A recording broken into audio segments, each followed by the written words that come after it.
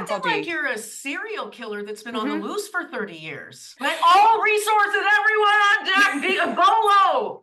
To be invited in for an interview under caution for a hate crime, that's pretty serious stuff. One individual woman and pick away at every detail of her life. That is such a breach of a person's boundaries. Like, some might argue, well, you know, it's things you've said online, so it's public domain, so it's fair game. It's like, nah, it's actually extremely weird when a stranger takes such a particular interest in your activity that they're trawling through it with a fine-tooth comb to try and get something on you. Stalking. It's especially frightening when it's men doing that to women. It's absolutely stalking. But they've taken tweets like me talking about the sterilizing of kids as if that's awful.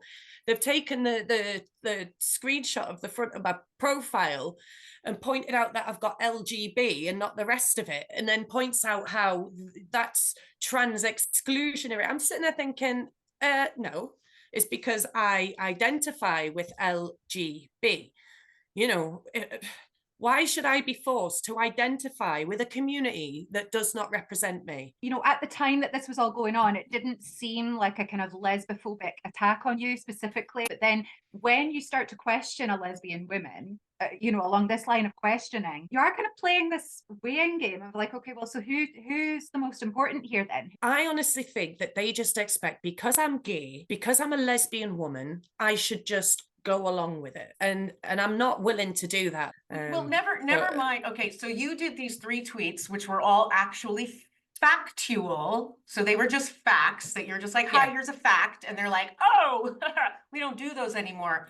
Never mind that the population of people that you're talking about, if you were to rifle through their Twitter, it's just a cesspool of cocks dressed as little girls and perversion and old men going to themselves and like, changing their fucking shitty diaper with a boner. Those are all fine, and they're more than welcome to come to the game. Actually, come in your fetish gear, literally come in it, and then come to the stadium in it, and then come everyone in the stadium, and that would be fine because you have a penis.